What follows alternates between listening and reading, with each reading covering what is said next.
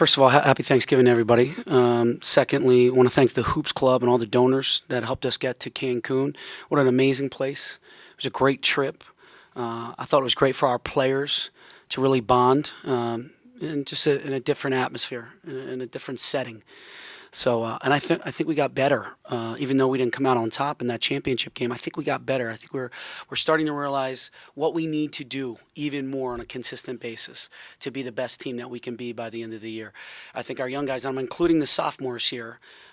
Sometimes I say the freshmen, I mean the freshmen and sophomore. I think our young guys are starting to understand how hard you have to play every single possession to be the best team that we can be as we approach the Big Ten. So those experiences down there were awesome. We're going to get better from it, and hopefully, it'll prepare us for tomorrow night.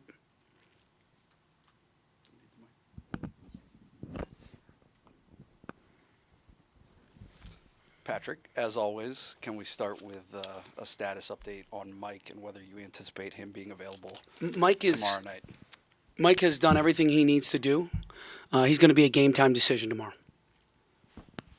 By everything he needs to do. He's doing everything that Mike needs to do for himself, academically. He's doing everything he needs to do.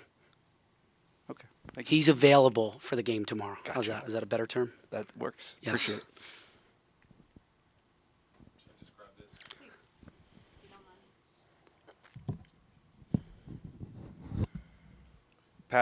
mind. Pat, you probably knew going into the season that relying on young guys so much there were going to be some peaks and valleys. How have they dealt with that? Because I'm sure it can't be easy for kids to miss a whole bunch of shots when they made a bunch the kind of week before. I think the team I'm going to answer that. Like the team who I believe we are is the Wright State game.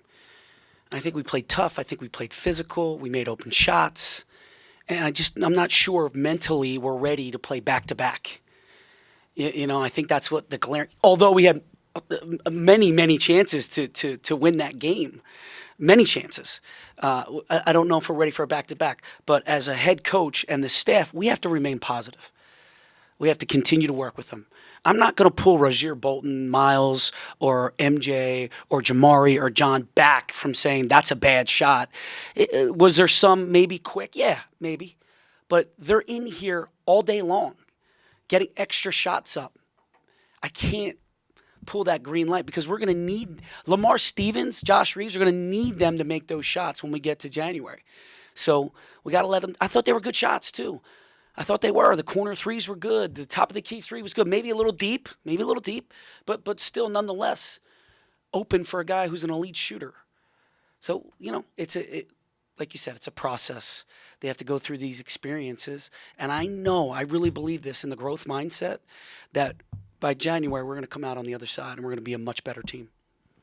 Just where are they mentally handling that? Because that's a unique situation that they're in. And do you have to get it through to them that it's okay that you're going to have some up and downs, I guess is my point. I think you know me, right? So I'd say they missed that shot. What do you think I said to them? To the bench, right? No, I would never say that. Shoot the next one. Shoot the next one. Shoot the next one. Shoot the next one. Go in film, teach, learn. Were you set? Were you ready? Were you locked and loaded? That's the way we got to get better. But keep your confidence. And that comes from us. Stay positive. And I think we're doing that. Just to piggyback on that then, how have you seen them respond? Like, what has their actual response been? Have you seen any hung heads and that kind of stuff? And just having two losses that have been particularly close in the last couple of weeks, what have you seen the impact of that being? Yeah, you know what I see? I see guys without us even requesting it, setting it up, getting back up early in the morning and back into the gym, or asking to watch film. How can we get better? And to me, that's everything. That means they understand, okay, maybe it was a possession here, it was a possession there, it was a shot here, it was a shot there. Let's get back to work. And that is just, look, these are really good. They played on the big-time circuits. They played for big-time high school teams and prep teams.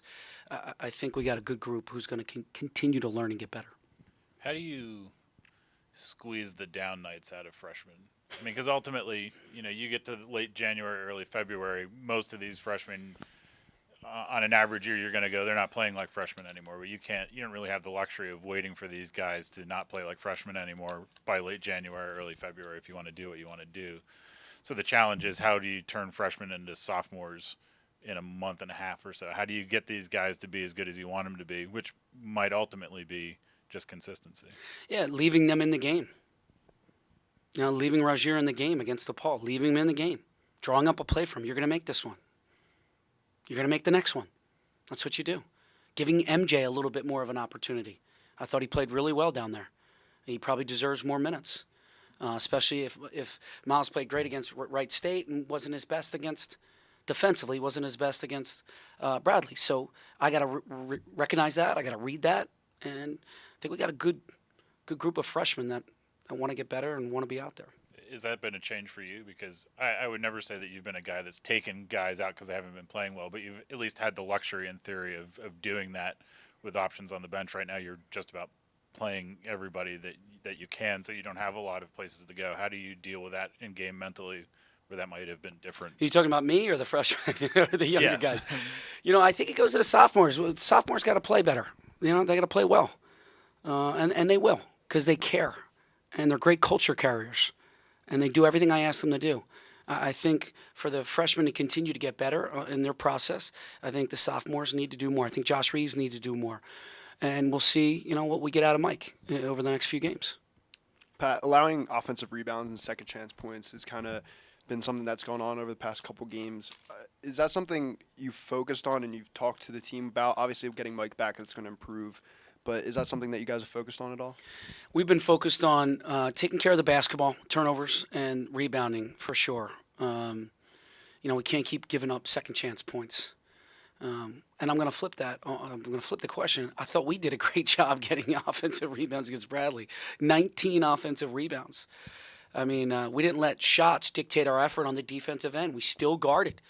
We still defended. We limited them for the most part down the stretch, the last 6-7 minutes, to one shot only. So for me, that was really a positive. And then we kept going. Just one of those nights didn't go in.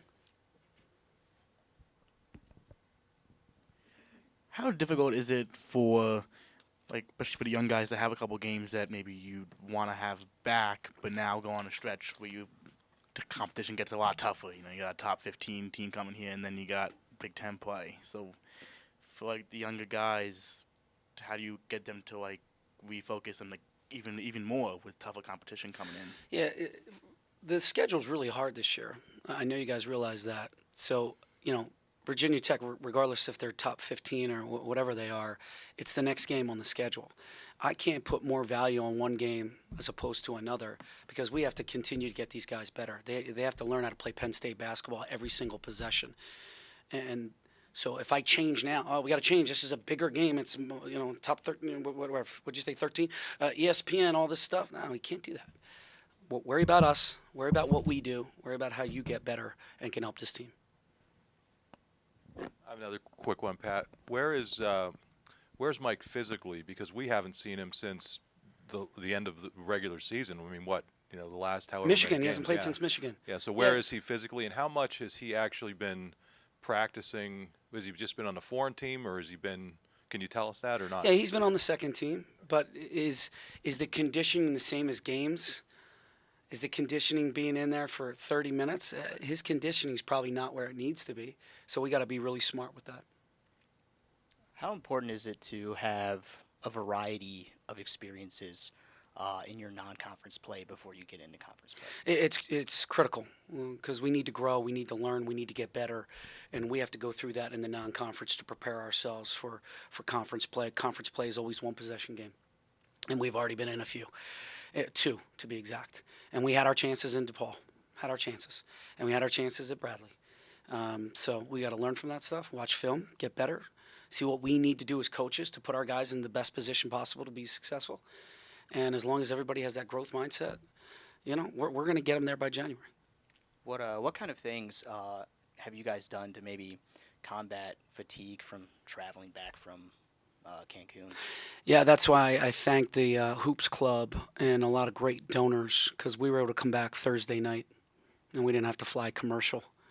A lot of really, I got amazing gratitude for all those people who helped us out to get us down to Cancun and back. So you're back Thursday night, gave 'em another day off Friday. We went hard Saturday, Sunday, and we'll go after it today to make sure we're back, our legs are back, our minds are back, get back into the routine. And it's nice to have a home game. Is there a different kind of challenge playing a top 15 team that's not in the Big Ten? Because Michigan State's always going to generally have a blueprint of playing them, Indiana and whatnot. I know you guys played Virginia Tech. These years all run together, but I think it 4 was years ago? Yeah, a little while ago, think it was last 4 year, years year ago, right? before. It was DJ Newbill's senior year, maybe? Either way, Mm-hmm. they're a different team now than the last time you saw them. So there's Lamar doesn't have anything to lean on that he might, in a Big Ten situation. Does that pose a different kind of challenge? No, because they're going to play the way Buzz. Buzz is a great coach. He's got a great team. They're top 15 for a reason. We're going to play Penn State basketball. We're going to do what we do, and you're going to have two really good teams going at it. Maybe one more on Mike, just to piggyback off of Mark, but he has the The physical. over/under was 3. We just surpassed it. I'm going up. I'm going way Yeah, up. no, you're cool. He asked about the physical side. The mental side is obviously something that we're all kind of curious about with Mike. Where is he at in terms of that? What are you expecting from him? How does he kind of come into a game like that when he hasn't played in as long as he has? I think he's very excited to play, which is great. But we also have to, take a deep breath and be really smart with his conditioning. And if he's so jacked up, you're going to start to foul, and he's going to be sitting next to Ross, and we don't need that, right? Just cautious. Every day is going to be very cautious, and we're going to take it one day at a time, and making sure that he's doing what he needs to do. Any other questions? I have a question. I always have a question. I can come up with questions even if I don't. See the Eagles won yesterday? There's a first for everything. You watched the first half? No, I did not. How do you keep Lamar playing at this level? Because he's playing, scoring wise, efficiency wise, he's doing it as well, if not better than anyone has done it over this stretch under you, I think. I agree. He's playing at a really high level. And I think with Mike being able to play, I think that's going to help him. His numbers might go down a little bit, but I think that's going to help him. I think I'd like to see Josh's production go up. That's going to help him. There's going to be more space on the floor. I think these sophomores and freshmen are going to see great opportunities, more opportunities. Lamar's got to let the game come to him. I think he's doing a good job of that. As a coaching staff, we're really moving him all over the floor, much like we did Tony last year. So we're trying to put him in his sweet spots with different plays and different angles. So Lamar's going to continue playing the way he's playing because you can see his determination, and he wants to be a great leader, not just a great player. I'm probably cherry picking some memories of Josh at the end of last season, but was he playing better at the end of last season than he is right now? And what are the differences there, and how do you get him back maybe to that level of performance? Yeah, you know what, Josh is a senior. He's putting a lot of pressure on himself. I've been just talking to him about take a deep breath, relax, calm down. Just play the way you play. Play Penn State basketball within what Josh Reeves does, which is the guy still had 10 rebounds. I know he went 0 for whatever. He still, impacts the game.